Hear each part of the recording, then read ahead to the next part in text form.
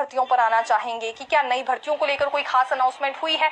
तो केवल एनटीटी भर्ती का जिक्र यहाँ पर किया गया है और एनटीटी भर्ती भी कोई नई नहीं है। देखिए, एक तरह से पुरानी ही भर्ती है। जब से लेकर कांग्रेस की सरकार बनी है ये एनटीटी भर्ती का जिक्र होता आया है और 4 से 6 हजार के करीब पदों पर भर्तियां होंगी। ये बात भी बार बार मंत्रियों की ओर से या मुख्यमंत्री की ओर से कही गई है।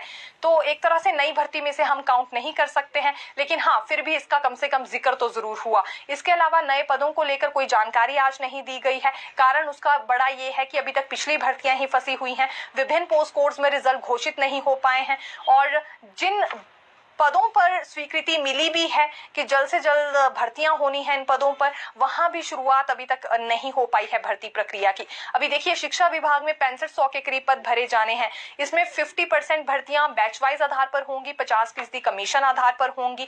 अब कमीशन के लिए तो राज्य चयन आयोग की बहाली का इंतजार करना होगा, जिस पर मुख्यमंत्री ने आज ये कह दिया है कि 31 मार्च से पहले पहले ये राज्य चयन आयोग भी फंक्शनल हो जाएगा और भर्ती प्रक्रिया शुरू हो जाएगी।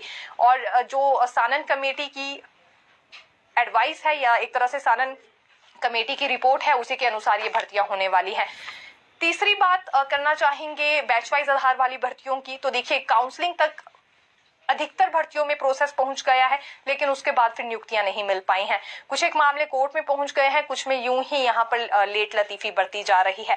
तो हालात इस तरह के हैं। अभी पुरानी सभी भर्तियां फंसी हुई हैं, जिन पर एफआईआर दर्ज है वो भी, जिन पर नहीं है वो भी, और जो पोस्ट खुद यहाँ एक तरह से निकाली गई थी सरकार की ओर से या स्वीकृति जिन पोस्ट को भरने के लिए सरकार की ओर से दी गई थी, उनके हालात भी अभी कुछ ऐसे ही नजर आ रहे हैं। या तो राज्य चयन आयोग की फंक्शनल होने का इंतजार यहाँ पर किया जा रहा है, या फिर कोर्ट में कुछ एक मसले फिर से पहुंच गए हैं, कुछ में यूं ही यहाँ पर लेट लतीफी दिखाई जा रही है।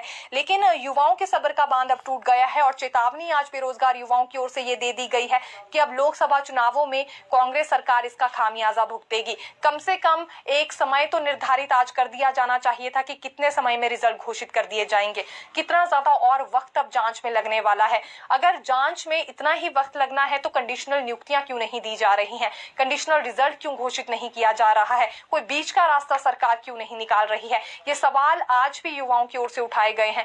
विभिन्न पोस्ट कोड के अभ्यर्थी विधानसभा के बाहर बैठे हैं चौड़ा मैदान में डेरा जमाकर, इसी उम्मीद के साथ कि आज नहीं तो कल उनके रिजल्ट जल्दी घोषित कर दिए जाएंगे। और आज के बजट भाषण से तो उन्हें यही उम्मीद थी कि हो ना हो तो एक समय निर्धारित कर दिया जाएगा, एक डेडलाइन बिल्कुल सामने आने वाली है कि आखिरकार कब तक रिजल्ट घोषित होगा, लेकिन ऐसा कुछ हुआ नहीं है। और इसी बीच मुख्यमंत्री की ओर से देखिए एक बात क्या कह दी गई है, वो नई भर्ती पॉलिसी को लेकर है कि जल्दी ही नई भर्ती पॉलिसी लाई जाएगी, जिससे जल्दी से जल्दी पद भरे जाएंगे शिक्षा विभाग में, क्योंकि दुर्गम क्षेत्रों में बच्चों को शिक्षकों के बिना रहना पड़ रहा है, उनकी पढ़ाई बहुत बुरी तरह से सफर हो रही है। हालांकि 6500 के करीब जो पद भरे जाएंगे उसमें आधे कमीशन आधार पर भरे जाने हैं, आधे बैच वाइज आधार पर, लेकिन इस प्रक्रिया में समय लग जाता है, इसलिए कोई नई भर्ती पॉलिसी लाई जाएगी।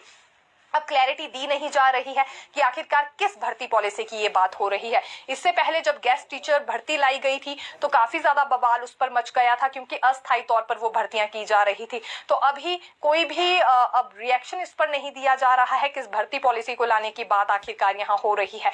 और ये अलग बात है कि कोई विधानसभा सदस्य अब सदन में ये सवाल पूछ ले। हालांकि शिक्षा मंत्री रोहित ठाकुर ने इस बात पर इतना जरूर कहा था कि कोई भी भर्ती अब अस्थायी तौर पर नहीं होगी, बल्कि रेगुलर माध्यम से ही यहाँ पर भर्तियों को किया जाएगा।